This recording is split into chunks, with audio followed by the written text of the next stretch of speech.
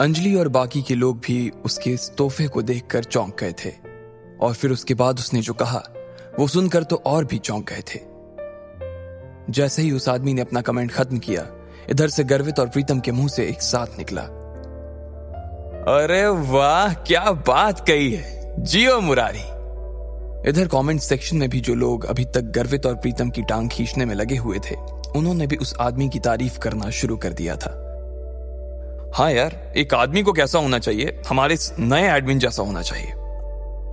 भाई ये आदमी पैसे नहीं अनुभवों से बात करता है, क्या बात है। आपको ढेर सारे लाइक सर, आप उन पैसे वाले बापों की बिगड़ी हुई औलादों से 1 लाख गुना अच्छे हो। वैसे आप बता सकते हो कि आप काम क्या करते हो? जब एडमिन की तारीफ में ये सब कमेंट आने लगे तो आकाश अपने आप ही शांत हो गया था और थोड़ी देर में उसने चैट रूम भी छोड़ दिया। जैसे ही उसके गायब होने का नोटिफिकेशन चैट रूम में आया तो गर्वित समेत सारे लोग उसके ऊपर हंसने लगे। अंजलि, ये चैट रूम का एडमिन कौन है? तभी अंजलि के पीछे से एक आवाज आई। अगले ही पल एक लड़की अंजलि के बगल में आकर लेट गई और कैमरे की तरफ देखकर हाथ हिलाने लगी। उस लड़की के बाल लंबे, चेहरा हल्का सा लंबा और नाक तीखी सी थी। उसने भी थोड़ा मेकअप किया हुआ था, जो बिना कुछ सोचे ही अंजलि के लाइफ में घुस आई थी।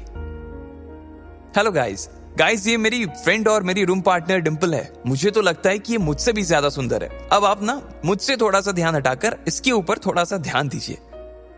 वैसे मैंने इसकी लाइव का लिंक कमेंट सेक्शन में डाल दिया है, आप जा सकते हैं वहां। अंजलि ने डिंपल का इंट्रोडक्शन करवाते हुए कहा। डिंपल भी अंजलि का लाइव देख रही थी। जब उसने देखा कि उसके कमेंट सेक्शन में 5 चांद पड़े हुए थे तो उसका दिमाग ही खराब हो गया। वो अपने मन में इन चारों के पैसे जोड़ रही थी और अचानक उसके मुंह से निकला 50,000।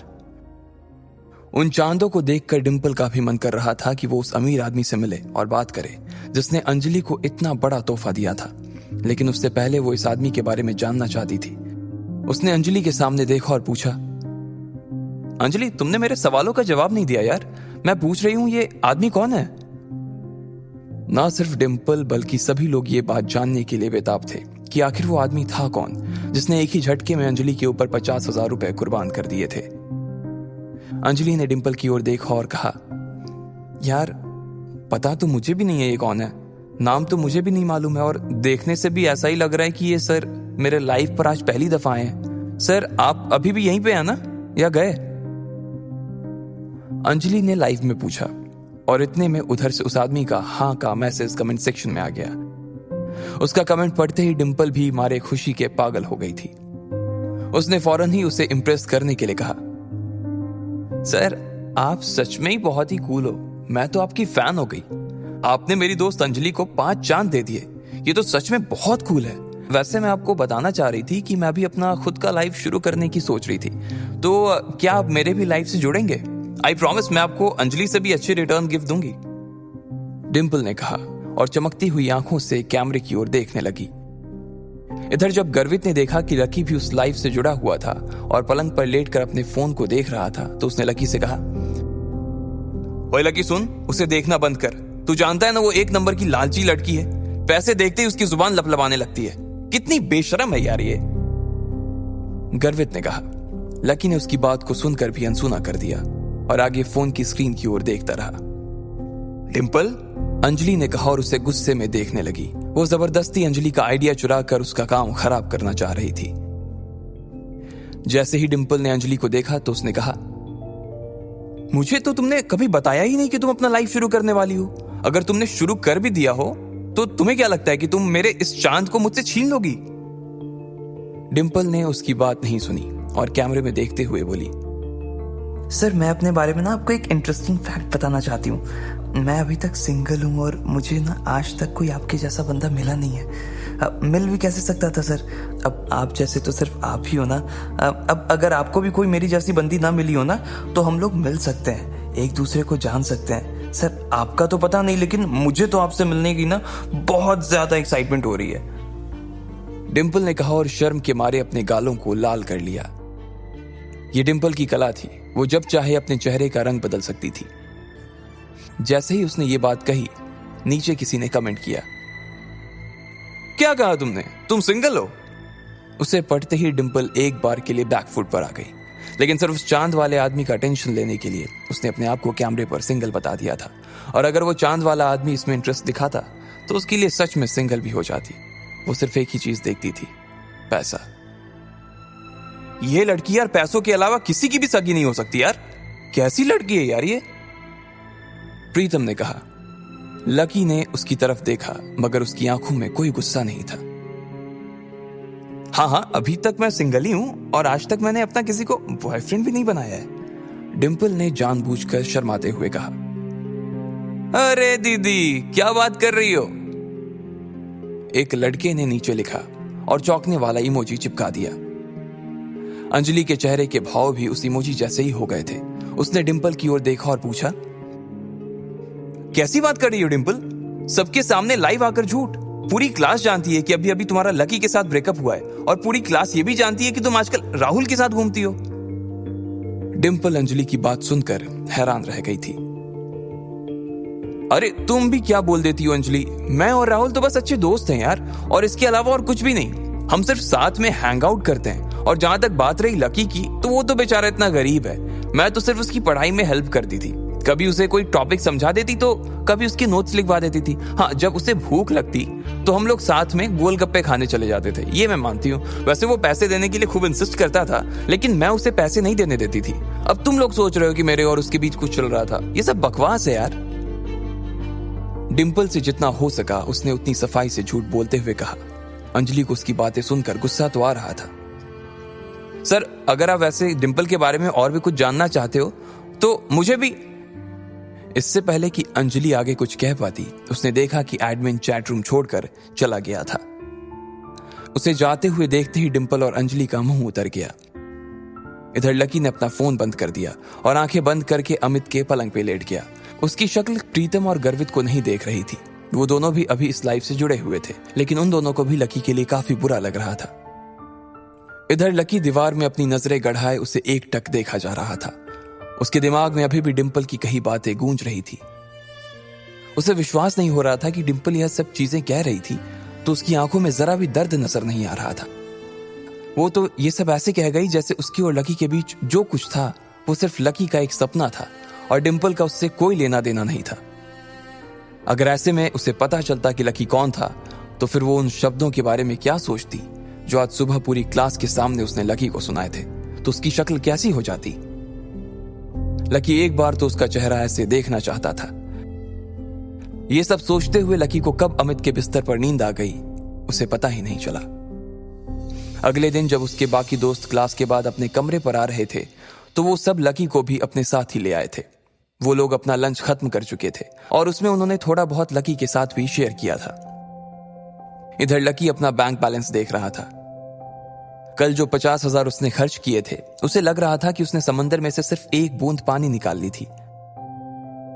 क्या सारा टाइम फोन ही देखता रहेगा? मेरी वार्डन से बात हो गई है। उसने कहा है कि तुम जब चाहो तब फिर से शिफ्ट कर सकते हो, इसलिए हम आज ही तुम्हारा कमरा खाली करके सारा सामान यहां से ले जाएंगे। अमित को भी कोई दिक्कत नहीं है, उसने भी हाँ कर दी है, प्रीतम ने कहा।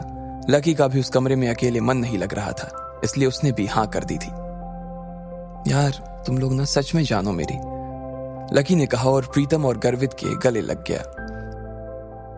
अबे जा, सिर्फ गले लगने से काम नहीं चलेगा, शाम को ना असली पार्टी देनी पड़ेगी, गर्वित ने कहा और झूमते हुए बॉटल की ओर इशारा कर दिया। सब लोगों को हंसी आ गई। वो लोग मजे मस्ती कर रहे थे कि इतने में अमित आ गया। जैसे ही वो कमरे में घुसा तो सबने उसकी उतरी हुई शक्ल देखी। वो बहुत उदास नजर आ रहा था। क्या हुआ भाई? लकी ने पूछा। अमित ने उसकी बात का कोई जवाब नहीं दिया और कुर्सी पर आकर बैठ गया। सब लोग जो कि अपने अपने बिस्तर पर लेट चुके थे वो अमित की ऐसी उतरी हुई शक्ल को देखकर फिर से बैठ गए। बताना भाई क्या हुआ? स्पोर्ट्स अथॉरिटी ने फिर से तेरे साथ कोई गेम कर दिया क्या? गर्वित ने पूछा और लकी की ओर देखने लगा। अमित कुछ नहीं बोल रहा था और बस अपना चेहरा लटका कर बैठा हुआ था।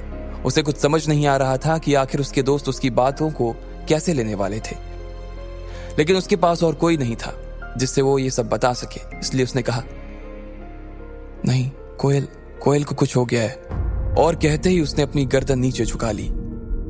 बाकी तीनों लोग घबराई हुई नजरों से उसे देख रहे थे। पर हुआ क्या भाई? कोयल ठीक है? लकी ने उसके पास लगी कुर्सी पर बैठते हुए कहा। जिस हिसाब से अमित की शक्ल वो देख रहा था, लकी समझ गया था कि मामला इतना सीधा नहीं था जितना बाकी लोग समझ रहे थे। अमित वैसे भी छोटी मोटी चीजों से घबरा जाने वालों में से नहीं था। तुम्हें मालूम है, कल जब कोयल बिना लंच किए ही उठकर चली गई थी तो वो उस लड़के से टकरा गई थी, याद है? फिर उन दोनों के बीच कहासुनी हो गई और फिर हम लोग बीच में ही कूद गए थे। बाद में कोयल ने वहां से निकलकर पुलिस में उसकी शिकायत भी कर दी थी, लेकिन मुझे आज मालूम पड़ा कि वो आदमी कौन था। अमित ने घबराते हुए कहा। कौन था? लकी ने पूछा। सब लोग अमित के चेहरे को बिना पल के झपकाए देखे जा रहे थे। वो मोहित रायजादा था। उसके पिता लायन ग्रुप ऑफ कंपनीज के मालिक हैं और वो लायन ग्रुप का आने वाला सीईओ है। Lion group? प्रीतम के मुंह से निकला। उसने अभी जो सुना था उस पर विश्वास ही नहीं कर पा रहा था वो, इसलिए चौंक कर उसने अपनी कानों को 2-3 बार खुजाया। भाई, लायन ग्रुप तो दिल्ली की 10 सबसे बड़ी फर्मों में आता है ना? अरे यार, कोयल ने कितनी बड़ी मुसीबत ले ली है। जब लकी ने उसे शांत करवा ही दिया था तो फिर उसे पुलिस स्टेशन जाने की क्या जरूरत थी यार? गर्वित ने कहा। अचानक ही कमरे में बैठे सभी लोगों की नींद खुल गई थी और उनके दिमाग की बत्तियां जलनी शुरू हो गई। लकी देख पा रहा था कि गर्वित अभी भी बड़बड़ाए जा रहा था, इसलिए उसने उसे शांत करवाने के लिए कहा। हाँ, लेकिन कोयल भी तो किसी बड़े परिवार की बेटी है ना भाई। उसके पिता का अकाउंट अगर न्यू सिटी बैंक में है तो वो भी तो पावरफुल होगी ना, लकी ने कहा। भाई, उसके पापा की कोयल ग्रुप ऑफ कंपनीज नाम से फर्म तो है, वो भी बहुत बड़ी है, लेकिन लायन ग्रुप के आगे वो कुछ भी नहीं है यार। और मैंने तो ये भी सुना है कि लायन ग्रुप और कोयल ग्रुप के बीच कुछ प्रोजेक्ट्स पर पार्टनरशिप चल रही थी। लायन ग्रुप ने कोयल ग्रुप को कुछ काम दिलवाया हुआ था, लेकिन अब इस झगड़े के बाद वहां से कोयल के पिता के पास एक लेटर आया है और अब वो कह रहे हैं कि उनकी सारी पार्टनरशिप वो खत्म कर रहे हैं और ये भी कहा है कि आगे से वो कोई काम नहीं करेंगे। ये सुनते ही ना भाई, कोयल के पापा सख्ते में आ गए। बस यही समझ कि उन्हें हार्ट अटैक नहीं आया है, वरना हमारे बीच नहीं होते वो आज, अमित ने कहा। लकी उसकी बात को सुनकर सोच में पड़ गया। आखिर इस सब में वो क्या कर सकता था? फिलहाल तो उसे कुछ समझ नहीं आ रहा था, लेकिन अभी उसके लिए कुछ ना कुछ करना जरूरी था। मारे गए भाई, मारे गए। गर्वित अभी भी अपने आप बड़बड़ा रहा था। उसके बोलने के बीच ही अमित का फोन बजने लगा। सब लोग उसके फोन की घंटी की आवाज सुनते ही शांत हो गए थे। आखिर किसका था वो फोन? कोयल की वजह से इन तीनों के ऊपर क्या संकट आने वाला था? और क्या लकी कोयल और अपने दोस्तों को इस मुसीबत से बाहर निकाल पाएगा? आपको क्या लगता है, क्या होंगे इन सभी सवालों के जवाब?